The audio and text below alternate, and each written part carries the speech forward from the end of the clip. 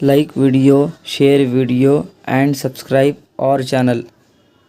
من يهده الله فلا مضل له ومن يضلله فلا هادي له ونشهد أن لا إله إلا الله وحده لا شريك له ونشهد أن سيدنا ونبينا وسندنا ومولانا محمدا عبده ورسوله أما بعد فأعوذ بالله من الشيطان الرجيم بسم الله الرحمن الرحيم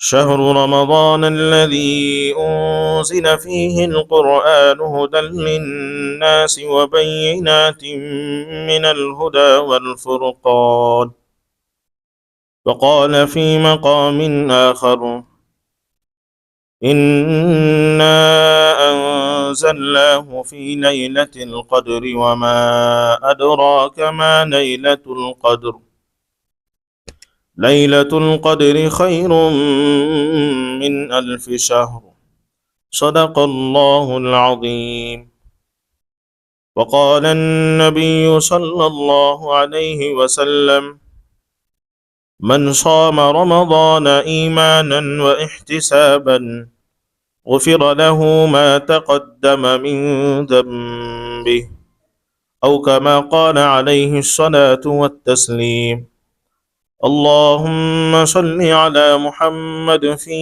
أول كلامنا اللهم صل على محمد في أوسط كلامنا اللهم صل على محمد في آخر كلامنا اللهم أيدنا بتأييدك اللهم أيدنا بتأييدك اللهم أيدنا بتأييدك میرے محترم عزیز ماں بہنیں، تمام تر تعریفیں اسی رب ذوالجلال کے حق میں جس نے مجھے اور آپ کو بلکہ پوری کائنات کو اپنی طاقت سے اور اپنی قدرت سے پیدا فرمایا، اور تمام تر تعریفیں اسی رب ذوالجلال کے حق میں جس نے بغیر کسی نمونے کے، بغیر کسی مثال کے، بغیر کسی آئیڈیا کے تمام انسانوں کو بلکہ تمام مخلوقات کو پیدا فرمایا۔ حدیث پاک کے اندر اللہ کے نبی صلی اللہ علیہ وسلم نے اللہ رب العزت کے 99 نام ذکر فرمائے ہیں، یعنی 90 پر 9 نام ذکر کیا ہے۔ ان ناموں میں سے ایک نام اللہ رب العزت کا الخالق ہے، یعنی پیدا کرنے والا۔ کیسے پیدا کرنے والا؟ اگر ہم اس کی تفسیر پڑھیں گے، اس کی تشریح پڑھیں گے تو معلوم ہوگا کہ ایسے پیدا کرنے والا کہ بغیر کسی نمونے کے پیدا کرنا، بغیر کسی آئیڈیا کے پیدا کرنا، بغیر کسی مثال کے پیدا کرنا، یہ صرف اللہ رب العزت ہی قدرت رکھتے ہیں، اسی لیے ان کو خالق کہتے ہیں۔ خالق کا معنی پیدا کرنا۔ اللہ نے مجھے اور آپ کو پوری کائنات کو پیدا فرمایا، انسانوں کے سمندروں کو پیدا فرمایا، اور انسان کو پیدا کر کے ایسے ہی نہیں چھوڑ دیا، بلکہ انسان کو باقی رکھنے کے لیے اور چیزوں کو پیدا کرنا اس کو کہتے ہیں خالق۔ صرف انسان کو پیدا کیا اور دنیا کو نہیں بنایا، دنیا کو پیدا نہیں کیا تو پھر وہ خالق نہیں ہوتا۔ اللہ رب العزت انسان کو بھی پیدا فرمایا، اور انسان کو باقی رکھنے کے لیے چاند و سورج کی ضرورت پڑتی ہے، زمین اور آسمان کی ضرورت پڑتی ہے، پہاڑوں کی ضرورت پڑتی ہے، پانی کے لیے سمندروں کی ضرورت پڑتی ہے۔ تو دنیا کی ہر شے کو اللہ رب العزت نے انسان کو باقی رکھنے کے لیے پیدا فرمایا، اس کو کہتے ہیں خالق۔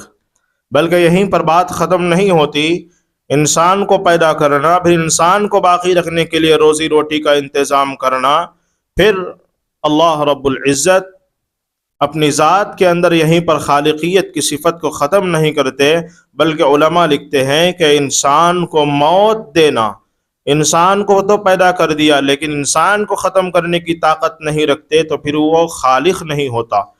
اللہ رب العزت انسان کو پیدا کیے ہیں اور انسان کو موت دینے کی طاقت رکھتے ہیں، اس کو کہتے ہیں خالق۔ علماء لکھتے ہیں آگے موت تو دے دیا لیکن موت کے بعد تو دوبارہ اٹھایا جانا ہے، حشر کا میدان قائم ہونا ہے، جنت اور جہنم کا فیصلہ ہونا ہے، اس کے اندر پھر انسان کو دوبارہ زندہ کرنے کی طاقت ہو تو اس کو کہتے ہیں خالق۔ تو اللہ رب العزت یہ تمام صفات کے مالک ہیں، اس لیے اللہ رب العزت کو خالق کہتے ہیں۔ ایسے زبردست پیدا کرنے والے کہ کوئی آدمی کسی چیز کو بغیر کسی نمونے کے پیدا نہیں کر سکتا، وہ صرف اللہ رب العزت کی ذات ہے۔ اللہ ہی نے جو تمام چیزیں پیدا فرمائی ہے۔ اس کے بعد درود و سلام ہو میرے اور آپ کے آقا تاجدار مدینہ سرور کونین جناب محمد الرسول اللہ صلی اللہ علیہ وسلم کی ذات مقدسہ پر، جن کے صدقے میں اللہ رب العزت نے پوری کائنات کو بنایا ہے۔ اگر محمد الرسول اللہ صلی اللہ علیہ وسلم کو دنیا میں پیدا کرنے کا ارادہ نہ ہوتا تو میرے عزیز ماں بہنیں، یہ دنیا کا نظام نہ سجایا جاتا۔ یہ چاند، یہ سورج، یہ ستارے، یہ سیارے، یہ درخت، پہاڑ، درندے، پرندے، اڑنے والے، بولنے والے، جھپٹنے والے، رینگنے والے، سننے والے، یہ تمام مخلوقات یہ نبی پاک صلی اللہ علیہ وسلم کے صدقے میں بنائی گئی ہے۔ اس کے بعد ہم اصل بات کی طرف چلتے ہیں۔ میں اور آپ جس مہینے کے اندر داخل ہوئے ہیں یہ بڑی برکتوں والا مہینہ ہے، بڑی فضیلتوں والا مہینہ ہے۔ اللہ کے نبی صلی اللہ علیہ وسلم نے حدیث میں فرمایا، جیسا کہ میں خطبے کے اندر ایک حدیث آپ کے سامنے پڑھی، اللہ کے نبی صلی اللہ علیہ وسلم فرماتے ہیں من صام رمضان ایمانا واحتسابا غفر له ما تقدم من ذنبه۔ اللہ کے نبی نے دو شرطیں اس حدیث کے اندر لگائی ہے، جو آدمی، جو بندہ، جو اللہ کی بندی ایمانا، من صام رمضان، رمضان کے روزے رکھے، ایمانا، ایمان کے ساتھ روزہ رکھنا شرط ہے، ایمانا و احتسابا، اور اللہ رب العزت اس روزے پر مجھے کیا دینے والے ہیں، اس روزے پر میری مغفرت ہونے والی ہے، اس روزے سے میرا مسائل حل ہونے والے ہیں، اس روزے سے میں اللہ کے نیک بندوں میں اور نیک بندیوں میں شامل ہو سکتی ہوں۔ تو اس احتساب سے، اس نیت سے، اس خیال سے اگر کوئی بندہ، کوئی بندی روزے رکھتے ہیں تو اللہ کے نبی صلی اللہ علیہ وسلم نے آگے حدیث میں فرمایا ایمانا و احتسابا غفر له ما تقدم من ذنبه، اس کے اگلے اور پچھلے تمام گناہ معاف کر دیے جاتے ہیں۔ دو شرطیں حدیث کے اندر لگائی۔ سب سے پہلی شرط یہ ہے کہ ایمان کا ہونا ضروری ہے، روزہ رکھنے کے لیے ایمان کا ہونا ضروری ہے، اور اسی طرح اس روزے پر اللہ رب العزت کیا دینے والے ہیں اس کا یقین بھی ہونا چاہیے۔ یہ حدیث کی بہت ساری تشریح ہے لیکن مناسب نہیں ہے کہ اس کی تشریح کریں۔ تو رمضان کے جو مخصوص عبادتیں ہیں، رمضان کے اندر جو مخصوص عبادتیں ہمیں کرنی چاہیے، انشاءاللہ میں اس کا تذکرہ آپ کی خدمت میں کروں گا۔ رمضان کے اندر جو سب سے پہلی عبادت ہے، رمضان کے اندر جو سب سے ضروری عبادت ہے وہ روزہ ہے۔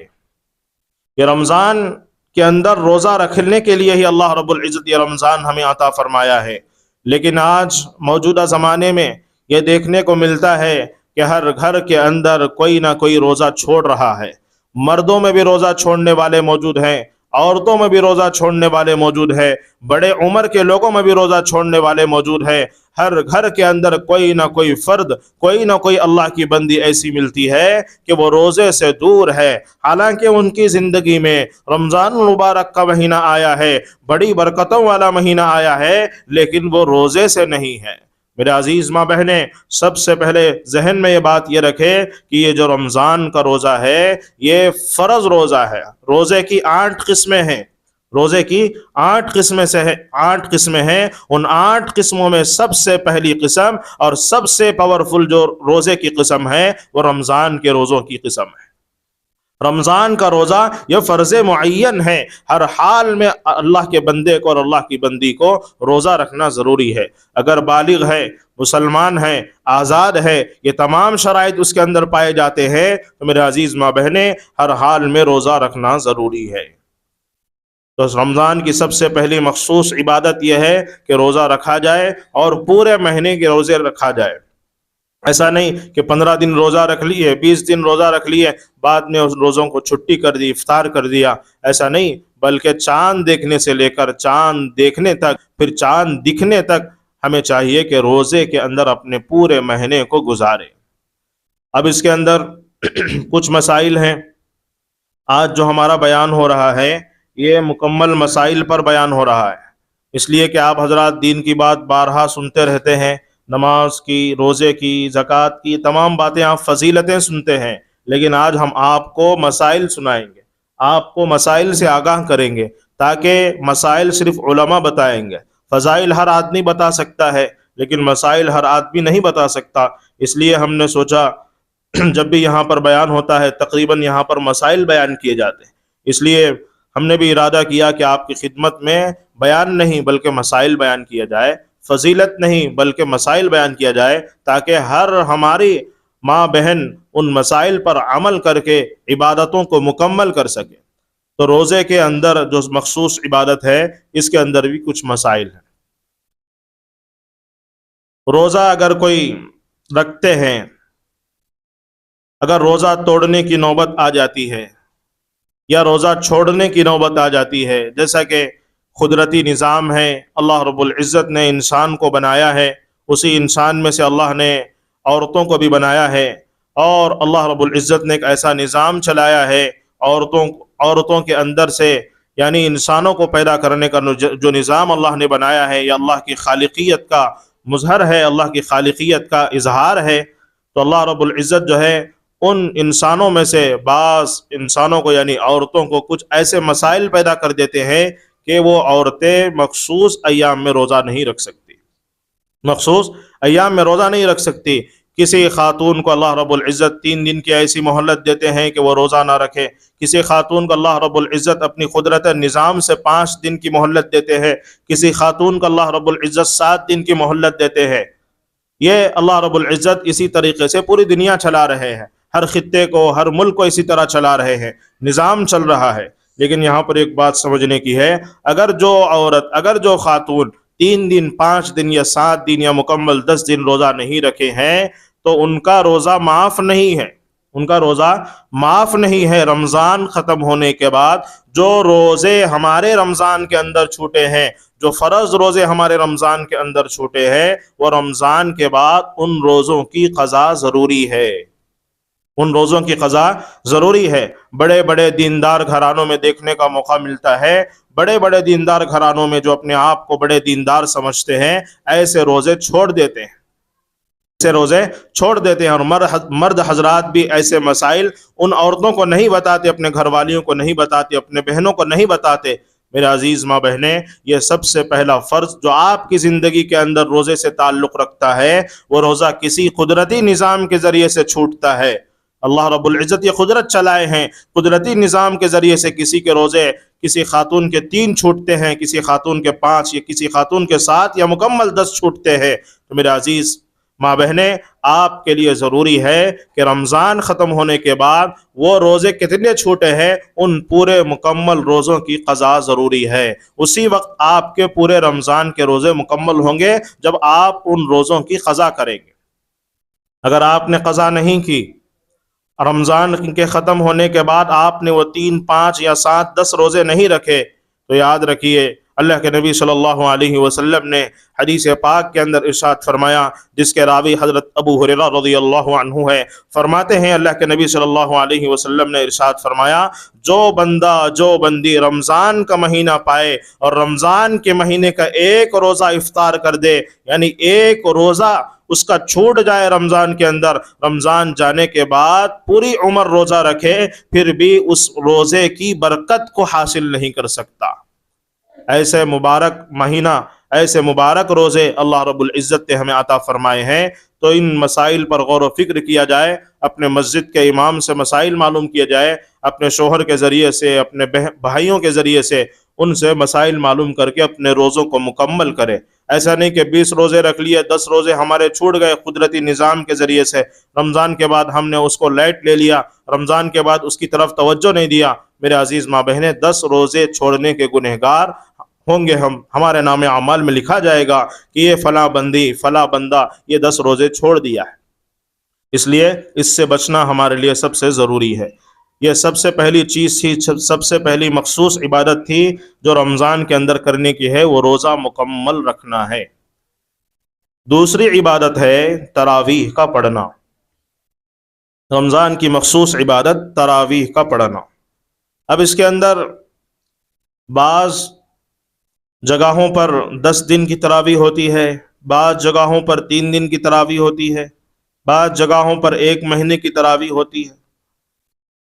الحمدللہ ہمارے شہر کرنول کے اندر عورتوں کے لیے تو شاید 10 دن کی تراویح تو نہیں ہے، 3 دن کی تراویح بھی شاید نہیں ہے، لیکن اگر ہو رہی ہے تو یہ مسئلہ ذہن میں رکھے، 10 دن پڑھنے کے بعد اور جو 20 دن باقی ہیں اس کے اندر بھی تراویح پڑھنا ضروری ہے۔ 3 دن پڑھنے کے بعد جو قرآن سن لیے ہیں اور جو 27 دن باقی ہے جو رمضان کے، اس کے اندر بھی تراویح کا پڑھنا ضروری ہے۔ اگر کوئی مرد ہمارے گھروں میں سے، اگر کسی کا شوہر، کسی کا بھائی، کسی کا بیٹا ہمارے گھروں میں سے 3 دن کی تراویح پڑھ کر آ رہا ہے، 10 دن کی تراویح پڑھ کر آ رہا ہے، اس کے لیے ایک پیغام آپ دیں کہ 10 دن کی تراویح تو الحمدللہ آپ نے پڑھ لی ہے، لیکن مکمل تراویح اس وقت ہوگی جب 30 دن مکمل آپ تراویح پڑھیں گے۔ اگر 10 دن کی تراویح پڑھ لیے ہیں، ہاں اچھی بات ہے، لیکن اور جو 20 دن چھوٹ رہے ہیں اس کے اندر بھی مکمل تراویح کا پڑھنا ضروری ہے۔ اس لیے کہ یہ مخصوص عبادت ہے، صرف رمضان میں ادا کی جاتی ہے۔ جب رمضان ختم ہوتا ہے بھی تراویح پڑھنے کا موقع نہیں ہوتا، وہ سنت نہیں اس کو سنت نہیں کہا جا سکتا۔ اس لیے عزیز ماں بہنیں اس پر غور و فکر کرے، تراویح مکمل پڑھ کر سویا کریں۔ بعض خواتین ایسے ہوتے ہیں کہ تراویح کہ مکمل رکعتیں نہیں پڑھتی، تو میرے عزیز ماں بہنیں آپ کے لیے گزارش ہے کہ آپ مکمل تراویح پڑھ کر اپنے بستر پر جایا کریں۔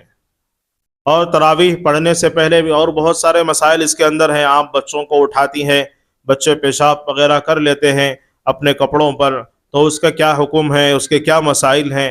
میرے عزیز ماں بہنیں اس کے اندر 2 مسائل میں آپ کو بتا کر بات آگے بڑھاتا ہوں۔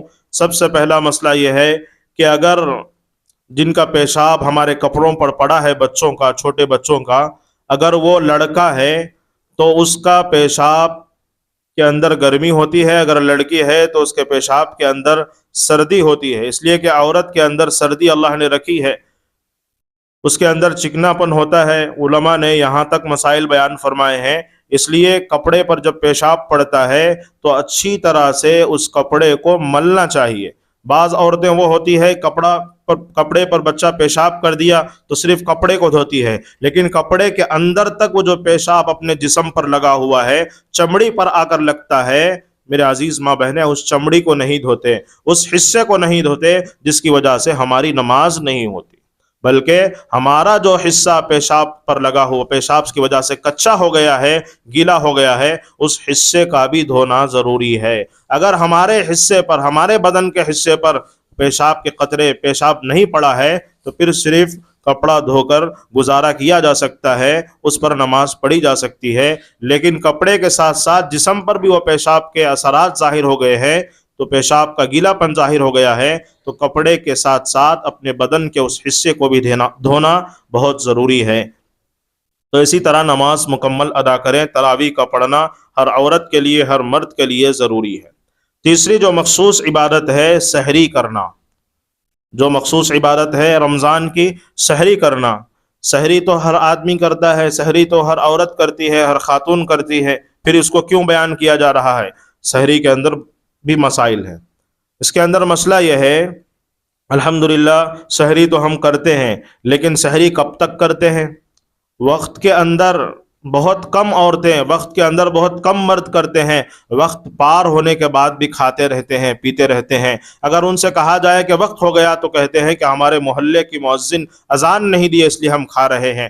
میرے عزیز ماں بہنیں، اذان سے اور روزے سے کوئی تعلق نہیں ہے، اذان کا روزے سے تعلق نہیں ہے، روزے کا اذان سے کوئی تعلق نہیں ہے، روزے کا تعلق صبح صادق سے ہے، روزے کا تعلق وقت سے ہے۔ وقت اگر ختم ہو گیا تو پھر سحری کھانا ختم کر دینا چاہیے۔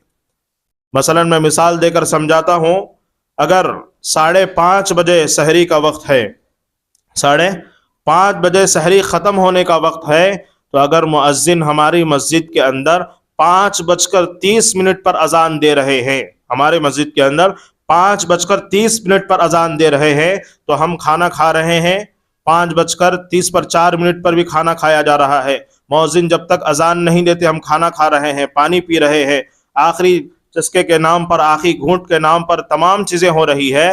میرے عزیز ماں بہنیں، آپ خود بتائیے 5:30 پر ہمارا سحری کا وقت ہے، تو 5:30 پر اذان دی جا رہی ہے، تو کیا ہمارا روزہ صحیح ہوگا یا خراب ہوگا؟ اس لیے عزیز ماں بہنیں، آپ اذان کا انتظار نہ کریں۔ ہو سکتا ہے مؤذن صاحب مسجد آنے کے لیے تاخیر ہو گئی ہو سکتا ہے مسجد بند پڑی ہو، آپ کو اذان 5 منٹ لے آ رہی ہو، اس لیے میرے عزیز ماں بہنیں، آپ اذان کا انتظار نہ کریں۔ یہ کرنول کے اندر بہت بڑا مسئلہ بن گیا ہے، اذان کے انتظار تک کھاتے رہتے ہیں، اذان ہونے تک کھاتے ہیں۔ اور ایک بات یہاں پر میں ذکر کرتا ہوں، سب سے پہلے اذان میں مؤذن صاحب اللہ اکبر کے الفاظ کہتے ہیں، تو ہمارے پاس عورتیں ایسی بھی ہیں، مرد حضرات ایسے بھی ہیں، نوجوان ایسے بھی ہیں کہ مؤذن پوری اذان دینے تک لا الہ الا اللہ بولے تک کھاتے ہیں، لا الہ الا اللہ کی صدائیں آنے تک کھاتے ہیں۔ تو یہاں پر میں ایک مسئلہ بتا دیتا ہوں، ان کا روزہ نہیں ہوتا ہے، ایسی عورتوں کا، ایسے مردوں کا، ایسے نوجوانوں کا روزہ نہیں ہوتا۔ اس لیے میرے عزیز ماں بہنیں، سحری تو آپ کر رہی ہوں گی، لیکن وقت پر سحری کا ختم کرنا بہت زیادہ ضروری ہے۔ اگر وقت کے بعد ہم کھا رہے ہیں، پی رہے ہیں، چاہے 1 منٹ ہی کیوں نہ ہو، چاہے 1 گھونٹ ہی کیوں نہ ہو، 1 لقمہ بھی کیوں نہ ہو، ہمارے حلق سے نیچے اتر گیا، تو میرے عزیز ماں بہنوں، ان کا روزہ نہیں ہوگا۔ اس لیے آپ اپنے مسجد کے امام صاحب سے معلوم کریں وقت کس پر ختم ہو رہا ہے سحری کا۔ چوتھی چیز جو مخصوص عبادت ہے رمضان کی، وہ افطار کی ہے، افطار کرنا ہے۔ آپ کہیں گے کہ افطار الحمدللہ ہم وقت پر کرتے ہیں، لیکن بعض مرد حضرات بھی ہیں، بعض عورتیں بھی ایسے دیکھنے میں آ رہی ہیں، آپ بھی دیکھے ہوں گے، افطار کے وقت وہ افطار نہیں کرتی، بلکہ نماز کے بعد کچھ کھاتی ہے، یا عشاء تک ایسے ہی بھوکی رہتی ہے، یا عشاء کے بعد کھاتی ہے۔ میرے عزیز ماں بہنیں، افطاری وقت پر کرنا چاہیے، اس لیے کہ یہ روزہ اللہ کے لیے ہم رکھ رہے ہیں، تو اس کے اندر ہماری منمانی، ہماری خواہش نہیں چلتی۔ اللہ رب العزت نے کہہ دیا صبح صادق سے پہلے کھا لینا ہے، تو ہمیں صبح صادق سے پہلے کھا لینا ہے، اور اللہ نے فرما دیا افطاری کے وقت یعنی سورج غروب ہونے کے بعد ہم روزہ کھولنا ہے، تو اب اس کے اندر ہماری کوئی منمانی نہیں چلتی۔ اگر کوئی عورت، کوئی خاتون یہ سوچے میں صبح سے لے کر سورج غروب ہونے تک بھوکا رہ رہی ہوں، اب 1 گھنٹہ بھوکا رہوں گی، 7 بجے افطار کروں گی، 8 بجے افطار کروں گی، روزے کا ثواب مجھے زیادہ ملے گا، میرے عزیز ماں بہنیں، علماء لکھتے ہیں اس کو روزے کا ثواب زیادہ نہیں بلکہ اس روزے کا ثواب اور کم ہو جائے گا، وہ روزہ مکروہ ہو جائے گا، اس لیے کہ وقت کا اہتمام نہیں کیا ہے۔ وقت کا اہتمام بہت زیادہ ضروری ہے، سحری بھی وقت پر کرے، افطاری بھی وقت پر کرے۔ نمبر 5 جو مخصوص عبادت ہے رمضان کی، وہ اعتکاف ہے۔ اعتکاف کے اندر بھی بہت سارے مسائل ہیں، میں 2 مسائل بتا کر بات آگے بڑھاتا ہوں۔ اعتکاف، سنت اعتکاف صرف رمضان میں ادا ہوتا ہے، سنت اعتکاف صرف رمضان میں ادا ہوتا ہے۔ اگر کوئی آدمی رمضان کے علاوہ، اگر کوئی خاتون، کوئی عورت رمضان کے علاوہ سنت اعتکاف ادا کرنا چاہتی ہے، وہ سنت اعتکاف ادا نہیں کر سکتی، اس لیے کہ سنت اعتکاف صرف رمضان ہی میں ادا کیا جا سکتا ہے، رمضان کے علاوہ سنت اعتکاف نہیں کیا جا سکتا۔ اور اس میں بھی رمضان کے اندر بھی مخصوص دن ہے، صرف اسی دن میں، انہی ایام میں، انہی دنوں میں وہ سنت اعتکاف ادا ہوتا ہے۔ وہ مخصوص دن کون سے ہیں؟ وہ آخر کا عشرہ، آخری کے 10 دن ہیں۔ ان 10 دنوں میں اگر ہم مکمل طریقے سے گھر کے ایک کونے میں، گھر کے ایک سائیڈ میں، مرد حضرات ہیں تو گھر مسجد کے ایک کونے میں بیٹھیں، مکمل 10 دن بیٹھنا چاہیے، مکمل 10 دن بیٹھیں گے تو اسی آدمی کا، اسی عورت کا اعتکاف سنت ادا ہوا۔ اگر کوئی عورت 1 گھنٹے کے لیے عصر سے لے کر مغرب تک، یا مغرب سے لے کر عشاء تک، یا آج کی عصر سے لے کر کل کی عصر تک، یا آج کی عصر سے لے کر 3 دن کے بعد کی عصر تک کوئی عورت، کوئی مرد مسجد میں، عورت گھر کے اندر اعتکاف کر رہے ہیں یا کر رہی ہے، تو وہ سنت اعتکاف نہیں ہے، وہ نفل اعتکاف ہے۔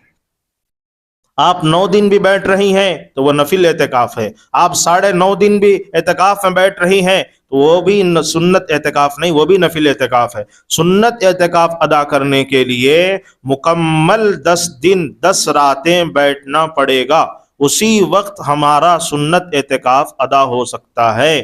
سنت اعتکاف کے لیے مکمل 10 دن ہے۔ میں بڑی تاکید کے ساتھ یہ مسائل بیان کر رہا ہوں، اس لیے میرے عزیز ماں بہنیں، یہ غلط فہمی ہمارے شہر کرنول کے اندر، ہمارے مسلمان گھرانوں کے اندر یہ پھیل گئی ہے۔ 1 دن اعتکاف بیٹھتے ہیں، 3 دن اعتکاف بیٹھتے ہیں۔ مرد حضرات کے اندر بھی یہ غلطی ہے، عورتوں کے اندر بھی یہ غلطی ہے، اور یہ سمجھتے ہیں اور یہ بولتے پھرتے ہیں کہ ہم نے سنت اعتکاف ادا کیا۔ وہ سنت اعتکاف نہیں ہوا، وہ نفل اعتکاف ہوا۔ سنت اعتکاف کے لیے مکمل 10 دن کا بیٹھنا ضروری ہے۔ یہ ہے مین مسئلہ اعتکاف کا۔ اس لیے آپ عورتوں سے بھی گزارش ہے، گھروں کے اندر اگر آپ اعتکاف کی نیت کر رہے ہیں، سنت اعتکاف ادا کرنا چاہتے ہیں، تو آخر کے جو 10 دن ہے، مکمل 10 دن اعتکاف ضروری ہے، اسی کو آپ سنت اعتکاف کہہ سکتے ہیں۔ 3 دن بیٹھے، 5 دن بیٹھے، 9 دن بیٹھے، یا 1 گھنٹہ بیٹھے، یا آدھا گھنٹہ بیٹھے، وہ سنت اعتکاف نہیں ہو سکتا، وہ نفل اعتکاف ہے۔ نمبر 6، جو رمضان المبارک کی جو مخصوص عبادت ہے اس میں سے نمبر 6 ہے شب قدر۔ شب قدر یہ رمضان المبارک کی مخصوص عبادتوں میں سے ایک مخصوص عبادت ہے۔ خصوصیت کے ساتھ اللہ رب العزت نے قرآن پاک کے اندر پوری سورت نازل فرمائی، انا انزلناہ فی لیلۃ القدر وما ادراک ما لیلۃ القدر لیلۃ القدر خیر من الف شہر تنزل الملائکۃ والروح فیہا بإذن ربهم من كل امر سلام هي حتى مطلع الفجر۔ اللہ رب العزت نے اس سورت کے اندر، آپ تمام عورتوں کو بھی یہ سورت یاد ہوگی، اس سورت کے اندر اللہ رب العزت نے شب قدر کی فضیلت بیان فرمائی۔ شب قدر معمولی رات نہیں ہے، بلکہ ہم نے اس رات کے اندر قرآن پاک کو نازل کیا ہے۔ اللہ بتا رہے ہیں، اللہ کہہ رہے ہیں، ہم نے ایسی مبارک رات کے اندر قرآن کو نازل کیا ہے۔ اور یہ مبارک رات کب آتی ہے؟ سوال پیدا ہوتا ہے، یہ مبارک رات کب آتی ہے؟ علماء لکھتے ہیں یہ مبارک رات رمضان کے آخری عشرے میں آتی ہے، رمضان کے آخری عشرے میں آتی ہے، اور طاق راتوں میں آتی رہتی ہے۔ کسی سال 21ویں طاق رات کو آ سکتی ہے، کسی سال 23ویں طاق رات کو آ سکتی ہے، کسی سال 27ویں طاق رات کو آ سکتی ہے، کسی سال 29ویں طاق رات کو آ سکتی ہے۔ ہر سال یہ بڑی رات یعنی شب قدر بدلتی رہتی ہے، تو ہمیں چاہیے کہ تمام تاخراتوں میں شب قدر کو پانے کے لیے عبادت کرے، شب قدر کو پانے کے لیے اعتکاف کرے۔ اعتکاف کرنے کی اصل وجہ کیا ہے؟ اعتکاف کرنے کی اصل وجہ یہی ہے کہ شب قدر کو وہ آدمی، وہ عورت پا کر اس رات کے اندر عبادت کرے۔ اعتکاف کی اصل وجہ یہی ہے، ورنہ تو اللہ کے نبی صلی اللہ علیہ وسلم کے لیے کیا ضروری تھا کہ اعتکاف بیٹھتے 10 دن کا؟ اعتکاف اسی لیے اللہ کے نبی نے شروع فرمایا، اور اللہ کے نبی نے اسی لیے سنت قرار دیا کہ یہ مکمل 10 دن بیٹھیں گے، اس کے اندر شب قدر آئے گی۔ معلوم نہیں کہ ان 10 دنوں میں شب قدر کب آئے گی، اس لیے اللہ کے نبی نے مکمل 10 دن اعتکاف کو سنت قرار دیا ہے۔ تو شب قدر کو پانے کا سب سے صحیح طریقہ یہی ہے کہ مکمل 10 دن اعتکاف کیا جائے، اور وہ اسی مہینے کے اندر کیا جا سکتا ہے۔ نمبر 7، قرآن کا پڑھنا۔ قرآن کا اور رمضان کا بہت گہرا تعلق ہے۔ شہر رمضان الذی انزل فیہ القرآن ھدی للناس وبینات من الہدی والفرقان۔ اللہ فرما رہے ہیں، ہم نے رمضان المبارک کے مہینے کے اندر ہی قرآن پاک کو نازل فرمایا ہے۔ اس لیے میرے عزیز ماں بہنیں، قرآن کا پڑھنا بہت زیادہ ضروری ہے۔ بعض خواتین وہ ہوں گی جن کو قرآن پڑھنے نہیں آتا ہوگا، بعض مرد حضرات وہ ہوں گے جن کو قرآن پڑھنا نہیں آتا ہوگا، لیکن پھر بھی وضو کرے، وضو کر کے قرآن لے کر اللہ کے پاس بیٹھے اور سینے سے قرآن لگائے اور کہے کہ اللہ میں قرآن تو پڑھنا چاہتا ہوں، پڑھنا چاہتی ہوں، لیکن میں اس کو نہیں پڑھ سک رہی ہوں میری غفلت کی وجہ سے، اور نااہلیت کی وجہ سے میں آپ کے کلام کو نہیں پڑھ سکتی، لیکن میں آپ کے کلام سے محبت کرتی ہوں، اس لیے میں نے اس قرآن کو اپنے سینے سے لگایا ہے۔ آپ میرے گناہوں کو معاف کر دیجئے، میرے قرآن کے دیکھنے کو پڑھنا بنا دیجئے، میرے قرآن کے سینے کو، میرے قرآن کے مس کرنے کو بھی آپ پڑھنا بنا کر ثواب دے دیجئے۔ تو اللہ کی ذات سے امید کی جا سکتی ہے میرے عزیز ماں بہنیں، اللہ کی ذات غفور الرحیم ہے، اللہ کی ذات ستار ہے، اللہ رب العزت اس پر بھی ہمیں قرآن پڑھنے کا ثواب عطا فرما سکتے ہیں۔ اللہ کی ذات فعال لما یرید ہے، اللہ جو چاہتے ہیں، جب چاہتے ہیں، جیسا چاہتے ہیں کر سکتے ہیں۔ اس کی ذات پر کوئی سوال نہیں اٹھا سکتا، اس کے دینے پر کوئی سوال نہیں اٹھا سکتا، اس کے کھینچنے پر کوئی سوال نہیں اٹھا سکتا۔ اس لیے میرے عزیز ماں بہنیں، یہ بہانہ مت بنائے کہ مجھے قرآن پڑھنے نہیں آتا، بلکہ جن کو پڑھنے آتا ہے وہ رمضان کے اندر مکمل 10 قرآن ختم کرنے کی کوشش کرے۔ اگر نہیں ہو سکتا تو کم سے کم 5 قرآن ختم کرنے کی کوشش کرے، اگر اس سے بھی کم نہیں تو میرے عزیز ماں بہنیں کم سے کم ایک رمضان کے اندر 3 قرآن جن کو پڑھنا آتا ہے، جو قرآن سے وابستگی رکھتے ہیں، ایسی عورت کے لیے، ایسی خاتون کے لیے ضروری ہے کہ کم سے کم اپنے گھر کے کام کاج کے ساتھ مکمل 3 قرآن اللہ کے لیے، اللہ کو راضی کرنے کے لیے پڑھے۔ نمبر 8، صدقہ فطر، فطرے کا مسئلہ، اس کو بھی ذہن میں رکھنا بہت زیادہ ضروری ہے، یہ سمجھنے کی بات ہے۔ صدقہ فطر ہر آدمی کا ادا کرنا ضروری ہے عید کی نماز سے پہلے۔ ابھی تو پہلا روزہ چل رہا ہے، لیکن یہ مخصوص عبادت ہے، صرف رمضان میں ہوتی ہے، اس لیے میں آپ کے سامنے ذکر کر رہا ہوں۔ صدقہ فطر ادا کرنا عید کی نماز سے پہلے۔ صدقہ فطر 4 چیزوں سے ادا کیا جاتا ہے، یہ ذہن میں رکھیں آپ، 4 چیزوں سے صدقہ فطر ادا کیا جاتا ہے۔ میں آپ کو پہلے ہی بول دیا کہ یہ بیان نہیں ہے، یہ مسائل کی ایک محفل ہے ہماری۔ نمبر 1، گیہوں، 2.25 کلو گیہوں کی قیمت آج مارکیٹ میں کیا ہے؟ 2.25 کلو گیہوں کی قیمت آج مارکیٹ میں کیا ہے وہ معلوم کرے۔ 2.25 کلو کی قیمت کے برابر ایک آدمی کا فطرہ ہوگا۔ مثلا سمجھیے 2.25 کلو گیہوں 100 روپے میں آ رہا ہے، تو ایک آدمی کا فطرہ 100 روپے ہے، ایک آدمی کا، ایک عورت کا، ایک بچے کا فطرہ 100 روپے ہے۔ یہ ایک چیز تھی۔ دوسری چیز جو کی روٹی بولتے ہیں، تو وہ ایک قسم کی ایک اناج ہے، جو آپ بہتر جانتے ہیں جو کو۔ 3.5 کلو جو کی قیمت آج مارکیٹ میں کیا ہے معلوم کریں۔ 3.5 کلو جو کی قیمت، یہ دوسری چیز ہے، وہ قیمت آپ معلوم کر کے اس کا فطرہ ادا کرنے کی کوشش کرے۔ عورتوں کے ذریعے سے، مردوں کے ذریعے سے، بچوں کے ذریعے سے اس کا فطرہ ہوگا۔ اور تیسری چیز جو فطرہ ادا کرنے کی ہے وہ کھجور ہے۔ کھجور کا حساب لگا کر بھی فطرہ ادا کیا جا سکتا ہے۔ 3.5 کلو کھجور آج مارکیٹ کے اندر کیا ہے؟ اب کھجور کی بھی بہت ساری قسمیں ہیں، اجوا کھجور ہے، عنبر کھجور ہے، کلمی ہے، صفوی ہے، سکری ہے، بہت ساری چیزیں، بہت سارے جو ہے اس کے اندر کوالٹیز، درجے موجود ہیں کھجور کے۔ تو کس حساب سے دینا ہے؟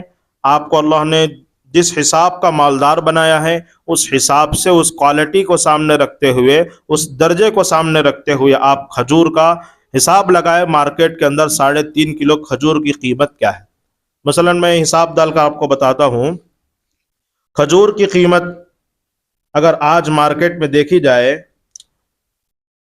سکری کی الگ قیمت ہے، اور اسی طرح کی الگ قیمت ہے، اور اسی طرح اجوا کی الگ قیمت ہے۔ اگر اجوا کی قیمت کا حساب لگایا جائے، کھجور کی ایک قسم ہے اجوا کی کھجور کا حساب لگایا جائے، تو میرے عزیز ماں بہنیں 1 کلو اجوا کھجور 1600 کا ہے۔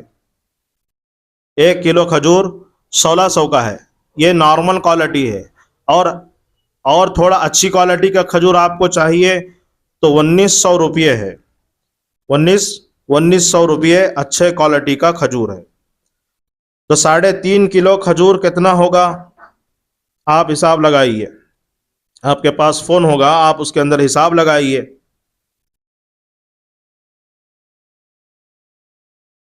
6,650 روپے ہوتا ہے، 6,650 روپے ہو رہا ہے۔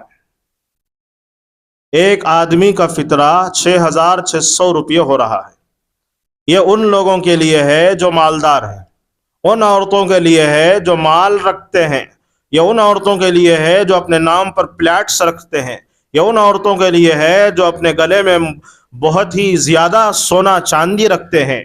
میرے عزیز ماں بہنیں، دین آسان ہے۔ اس کا مطلب یہ نہیں کہ ہر آدمی 100 روپے فطرہ دے کر جان چھڑائے، ہر آدمی کے لیے نہیں ہے۔ یہ گیہوں کا فطرہ ان لوگوں کے لیے ہے جن کے گھروں میں کچھ بھی نہیں، جن کے گھروں میں چولہا سلگنے کے لیے کمانا پڑتا ہے، گھر سے باہر نکلنا پڑتا ہے، اور اپنے پیٹ کو بھرنے کے لیے در در کی اور گلیوں کی ٹھوکریں کھانا پڑتا ہے، چھاننا پڑتا ہے۔ ایسے کم لیول کے اور لیبر طبقے کے لوگوں کے لیے گیہوں کے حساب سے فطرہ ادا کیا جائے، ان کے لیے 100 روپے ہے۔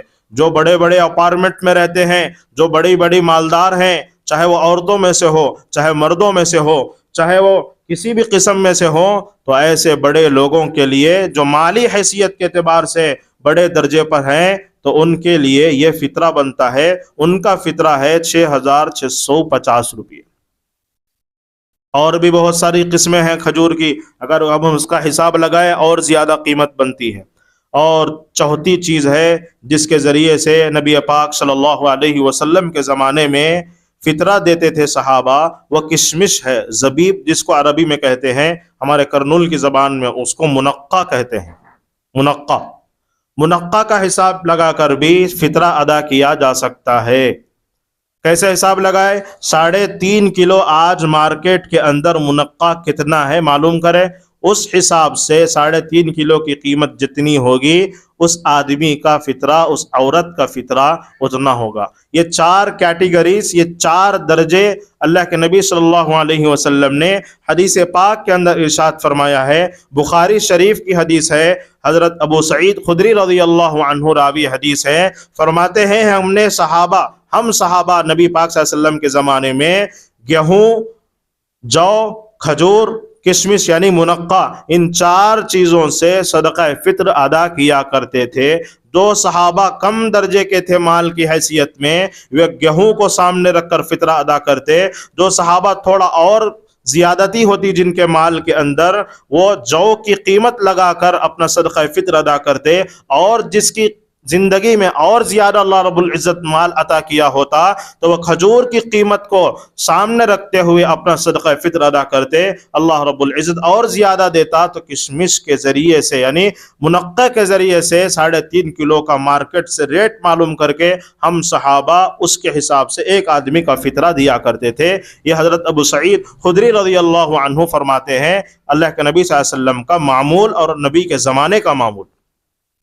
تو اب اس حساب سے 4 کیٹیگریز بنتی ہے، ایک گیہوں والوں کی، ایک جو والوں کی، ایک کھجور والوں کی، ایک منقع والوں کی۔ تو اب ہم دیکھیں کہ میرے شوہر کتنا کمانے والے ہیں، میرے پاس بینک بیلنس کا ہے، میرے فون پے میں پیسہ کتنا ہوتا ہے، میرے گلے میں اور میرے پاؤں میں کتنا سونا چاندی رہتا ہے، میرے انگلیوں میں کتنا سونا چاندی اللہ نے پنا کر رکھا ہے، اس حساب سے آپ اپنا صدقہ فطر ادا کریں، اس حساب سے آپ اپنے بچوں کا صدقہ فطر ادا کریں، اس حساب سے آپ اپنے شوہروں کا صدقہ فطر ادا کریں۔ یہ نہ سمجھے کہ میں 100 روپے دے رہی ہوں میرا صدقہ فطر ادا ہو گیا، ان لوگوں کا صدقہ فطر ادا ہوگا جن کے لیے کھانے کا کوئی نظام نہیں ہے، جن کا چولہا جلنے کے لیے دن بھر کی محنت کرنی پڑتی ہے۔ تو ایسے کم درجے کے مالداروں لوگوں کے لیے اللہ کے نبی صلی اللہ علیہ وسلم نے گیہوں کا حساب لگا کر کے صدقہ فطر ادا کرنے کو کہا ہے، مالداروں کے لیے نہیں ہے۔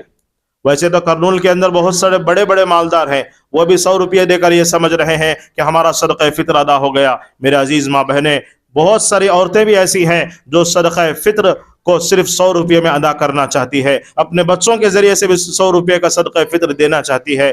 میرے عزیز ماں بہنیں، یہ غلط مسائل ہے، یہ غلط عمل ہے، یہ غلط عبادت ہے، اس کو صحیح سمجھنا ہمارے لیے ضروری ہے۔ ایک فقیر ایک مالدار کیسے برابر ہو سکتا ہے؟ جس کے گھر کے اندر 1 مہینے کا راشن نہیں ہے اور اسی کے سامنے ایک گھر ہے، اس گھر کے اندر 1 سال کا راشن موجود ہے، ان دونوں کے اندر برابری کیسے ہو سکتی ہے؟ تو میرے عزیز ماں بہنیں، اسی طرح اللہ کے نبی صلی اللہ علیہ وسلم نے ہر ایک کے لیے الگ الگ طریقے بتائے ہیں، ہر ایک مالدار کے لیے الگ الگ طریقے بتائے ہیں۔ اس لیے میرے عزیز ماں بہنیں، صدقہ فطر ادا کرنے کے لیے یہ 4 چیزوں کو ذہن میں رکھے، گیہوں ہے، جو ہے، کھجور ہے، منقع ہے، یہ 4 چیزوں کو سامنے رکھتے ہوئے آپ اپنا صدقہ فطر اپنے بچوں کا اور اسی طرح اپنے شوہروں کا، اپنے بھائیوں کا، اپنے بیٹوں کا صدقہ فطر ادا کرنے کی کوشش کریں۔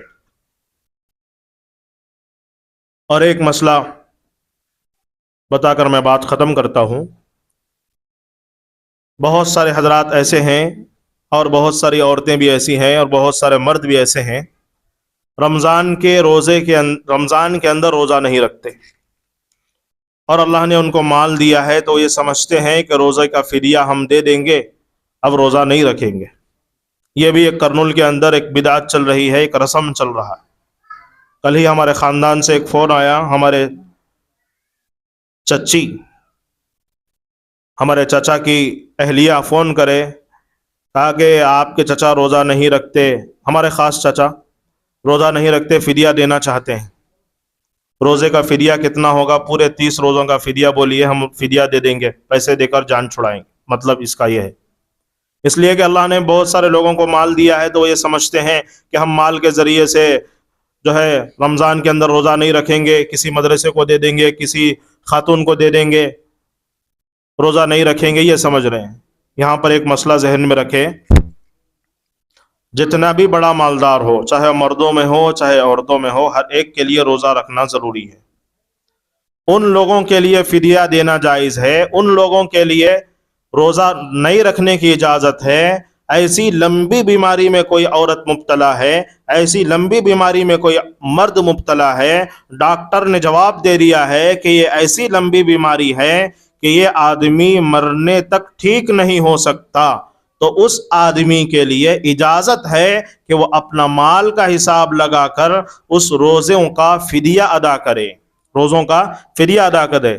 لیکن آج کل ایسا دیکھنے کو موقع مل رہا ہے، مالدار ہے، کھا رہے ہیں، پی رہے ہیں، پھر رہے ہیں اور اسی طرح سیر و تفریح کر رہے ہیں۔ اگر ان سے پوچھا جائے کہ آپ روزہ نہیں رکھتے، وہ کہہ رہے ہیں کہ اللہ نے مال دیا ہے اس لیے ہم نے فدیہ دے دیا، اب روزہ رکھنے کی ضرورت نہیں ہے۔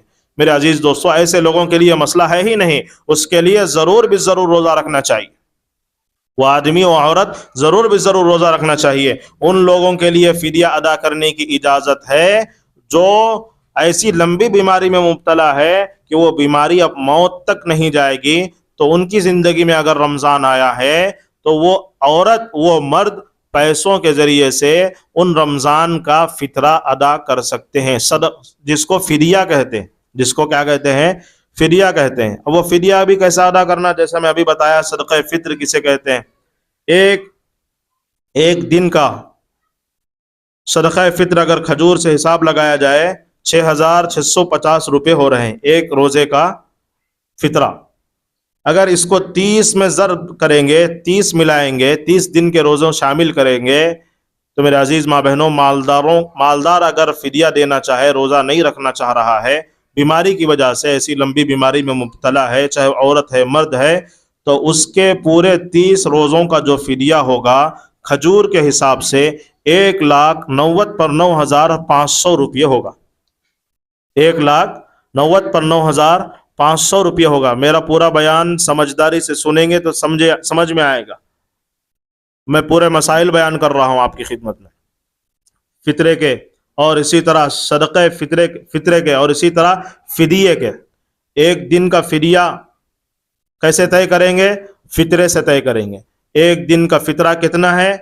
گیہوں کے حساب سے الگ آتا ہے، جو کے حساب سے الگ آتا ہے، کھجور کے حساب سے الگ آتا ہے، منقع کے حساب سے الگ آتا ہے۔ اگر کھجور کے حساب سے لگائیں گے تو ایک دن کا فطرہ ہوتا ہے 6,650 روپے۔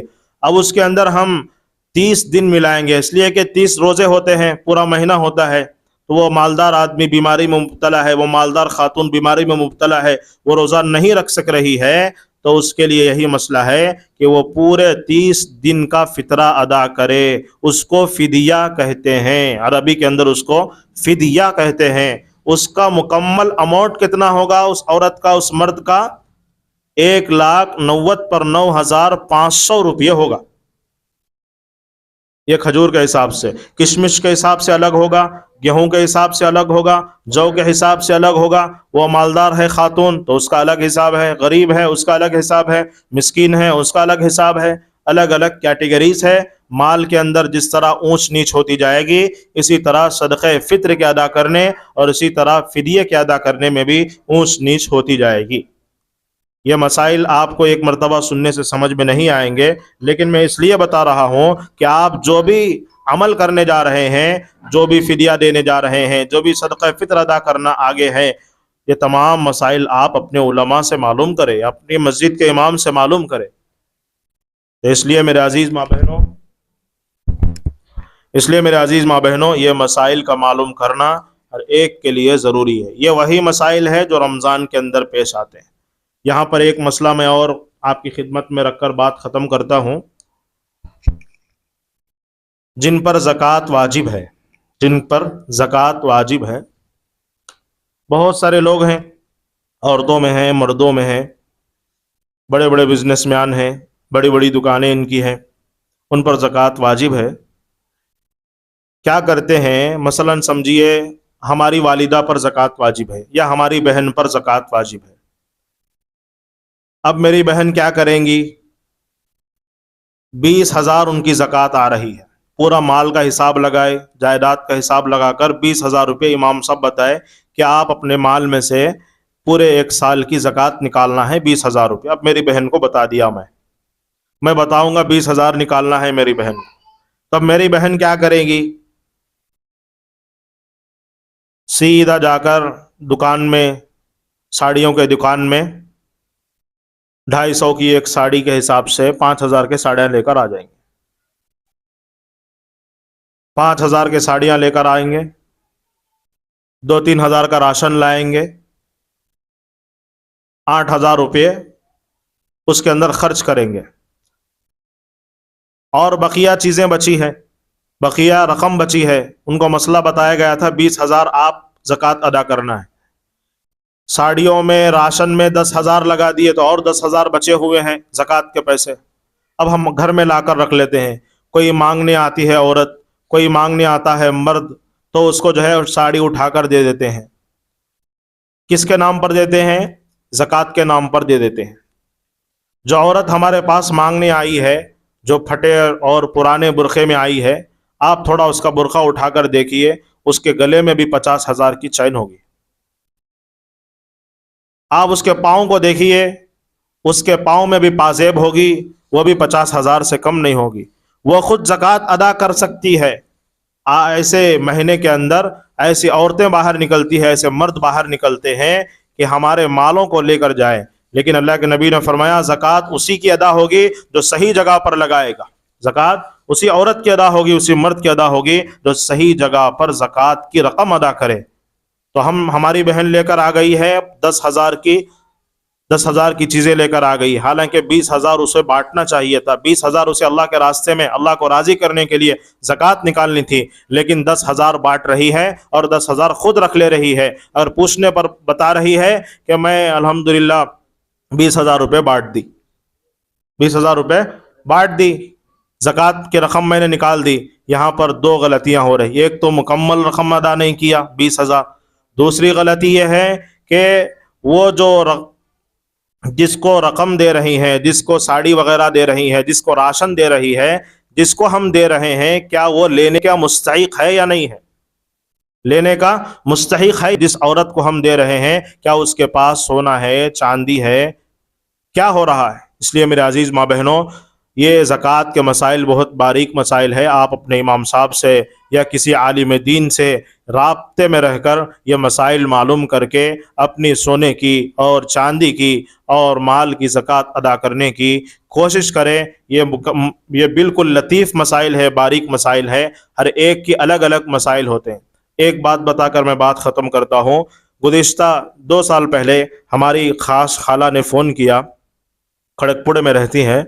فون کر کے بتایا بیٹا میں زکوٰۃ دینا چاہتی ہوں, گزشتہ 2 سالوں سے ہماری ایک قریب کی رشتہ دار ہے، ہمارے ہی محلے میں رہتی ہے، 2 سال سے میں انہی کو زکوٰۃ دے رہی ہوں۔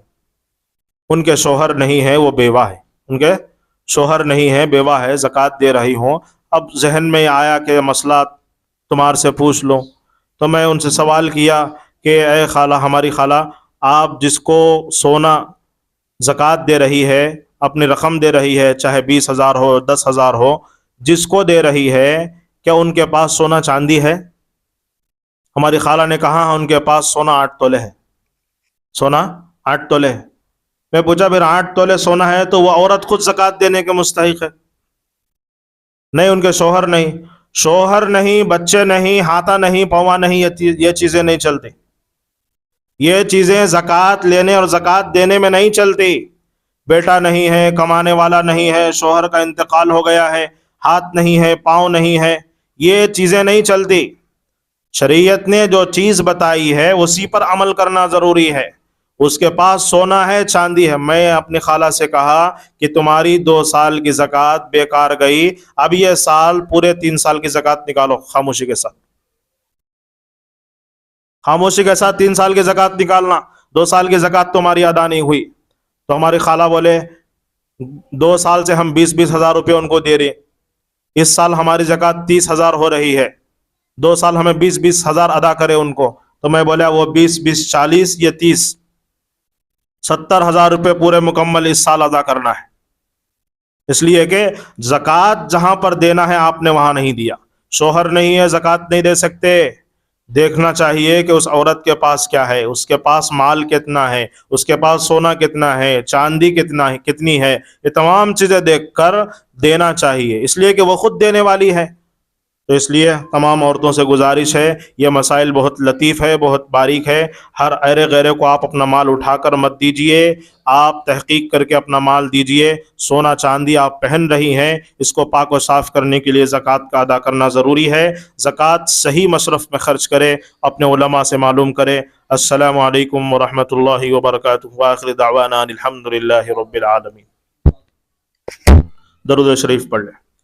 جو مسائل بتائے گئے ہیں شاید میں سمجھتا ہوں آپ کو سمجھ میں آ گئے ہوں گے، اگر کسی کو سمجھ میں نہیں آئے ہیں میرے عزیز ماں بہنیں سمجھنے کی کوشش کریں، اپنے مسجد کے امام سے معلوم کریں، اپنے گھر والوں کو بھیج کر، اپنے بیٹوں کو اور اسی طرح اپنے شوہر کو بھیج کر مسائل معلوم کرنے کی کوشش کریں گے انشاءاللہ۔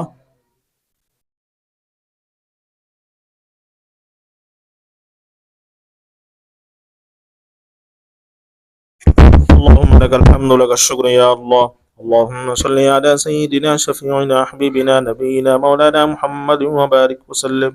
ربنا آتنا في الدنيا حسنة وفي الآخرة حسنة وقنا عذاب النار۔ وزكريا إذ نادى ربه رب لا تذرني فردا وأنت خير الوارثين۔ يا رب بالمصطفى بلغ مقاصدنا واسمح لنا ما مضى يا واسع الكرم۔ اذهب البأس رب الناس واشف أنت الشافي، لا شفاء إلا شفاؤك شفاء لا يغادر سقما۔ اے اللہ ہم بے شک گنہگار ہیں، خطا کار ہیں، سیاہ کار ہیں، جو بھی ہیں تیرے پیارے حبیب صلی اللہ علیہ وسلم کی امت میں سے ہیں۔ اے اللہ ہمارے صغیرہ کبیرہ گناہوں کو معاف فرمائیے، بقیہ زندگی آپ کے احکامات پر مرضیات پر چلنے کی توفیق عطا فرمائیے۔ اے اللہ یہ زندگی آپ کی طرف سے بہت بڑی امانت ہے، اس زندگی کے اندر آپ کی اطاعت کی توفیق عطا فرمائیے۔ اے اللہ آپ نے ہمیں رمضان المبارک کے اندر داخل فرمایا ہے، اے اللہ اس کے اندر خیر و برکت آپ نے رکھی ہے، اے اللہ اس کو حاصل کر اے اللہ اپنی عبادت میں لگ کر اس کو حاصل کرنے کی توفیق عطا فرمائیے۔ اے اللہ جتنی چیزیں مسائل کے اعتبار سے بتائی گئی ہیں، جو رمضان کی مخصوص عبادتوں پر جو آج ہماری محفل لگی ہے، اس کو کامیاب فرمائیے، بولنے والوں کو قبول فرمائیے، سننے والوں کو بھی قبول فرمائیے۔ ہر ایک عمل کے محتاج ہیں، اے اللہ ہر ایک کو عمل کرنے کی توفیق عطا فرمائیے۔ اے اللہ یہاں پر جتنی مستورات آئی ہیں، اپنے کام کو آگے پیچھے کر کے ان کے آنے کو قبول فرمائیے۔ اے اللہ ہر ایک کے دل کے اندر کوئی نہ کوئی تمنا ہے، اس کو پورا کرنے کی طاقت صرف آپ کی ذات کے پاس ہے، صرف آپ کے خزانے میں ہے۔ اے اللہ آپ ہی پورا کر سکتے ہیں، آپ جو چاہتے ہیں جیسا چاہتے ہیں کر سکتے ہیں۔ ہر ایک کی دلی تمناؤں کو پورا فرمائیے۔ اے اللہ تمام روزے رکھنے کی توفیق عطا فرمائیے۔ اگر روزہ کسی قدرتی نظام کے ذریعے سے چھوٹ جائے تو اے اللہ رمضان کے بعد وہ روزے کی قضا کرنے کی توفیق عطا فرمائیے۔ اے اللہ اسی طرح تراویح مکمل پڑھنے کی توفیق عطا فرمائیے، قرآن کو دیکھ کر پڑھنا آسان فرمائیے۔ اے اللہ جو کچھ مانگا گیا ہے اپنی بے بسی کا مانگا ہے، آپ اپنی شان کے مطابق عطا فرمائیے۔ اے اللہ اسی طرح بہت سارے لڑکے لڑکیاں گھروں میں بیٹھی ہیں، اے اللہ بغیر شادی شدہ عافیت کے ساتھ سنت کے مطابق جوڑا نصیب فرمائیے۔ اے اللہ جن کی شادیاں ہو گئی اولاد نہیں، عافیت کے ساتھ اولاد عطا فرمائیے۔ اے اللہ ہمیں بھی اولاد کی نعمت سے مالا مال فرمائیے، اس لیے کہ اولاد آپ کے خزانے سے ملتی ہے۔ کوئی ڈاکٹر، کوئی انجینئر، کوئی حکیم اے اللہ اولاد نہیں دے سکتا۔ آپ ہی نے قرآن کے اندر فرمایا للہ ملک السماوات والارض یخلق ما یشاء ویہب لمن یشاء اناثا ویہب لمن یشاء الذکور او یزوجہم ذکرانا واناثا ویجعل من یشاء عقیما۔ ہم جسے چاہتے ہیں صرف لڑکے دیتے ہیں، جسے چاہتے ہیں لڑکیاں دیتے ہیں، جسے چاہتے ہیں لڑکے اور لڑکیاں دونوں ملا کے دیتے ہیں، جسے چاہتے ہیں کچھ وقت کے لیے کہ پوری زندگی کے لیے بانچ کر دیتے ہیں۔ اللہ نے آپ نے فرمایا انہ علیم قدیر، ہم بہتر جاننے والے ہیں، آپ سب سے بہتر جانتے ہیں۔ اے اللہ ہمیں اولاد کی نعمت سے مالا مال فرمائیے، ہماری جھولی کو اولاد کی نعمت سے مالا مال فرمائیے۔ اے اللہ اسی طرح جن کی اولاد ہے وہ بھی در در کی ٹھوکریں کھا رہی ہیں، اے اللہ کسی نہ کسی درگاہوں کے پاس جا رہے ہیں، کسی نہ کسی ولیوں کے پاس جا رہے ہیں، اے اللہ ان کے ایمان کے بگڑنے کا اے اللہ اندیشہ ہے، اے اللہ اس لیے آپ ان کی اولاد کو ان کی آنکھوں کی ٹھنڈک بنا دیجئے، اے اللہ ان کی آنکھوں کی ٹھنڈک بنا دیجئے، ان کے اولاد کو ماں باپ کی فرما بردار بنا دیجئے، اے اللہ ماں باپ کی فرما بردار بنا دیجئے، اطاعت کی توفیق عطا فرمائیے۔ اے اللہ جو کچھ مانگا گیا ہے اپنی بے بسی کا مانگا ہے، آپ اپنی شان کے مطابق عطا فرمائیے۔ چھوٹی پوٹی دعا کو جناب محمد الرسول اللہ صلی اللہ علیہ وسلم کے صدقۃ الفعل میں قبول فرمائیے۔ ان اللہ وملائکتہ یصلون علی النبی یا ایھا الذین آمنوا صلوا علیہ وسلموا تسلیما۔ اللهم صل على محمد وعلى آل محمد كما صليت على إبراهيم وعلى آل إبراهيم إنك حميد مجيد۔ سبحان ربك رب العزة عما يصفون وسلام على المرسلين والحمد لله رب العالمين۔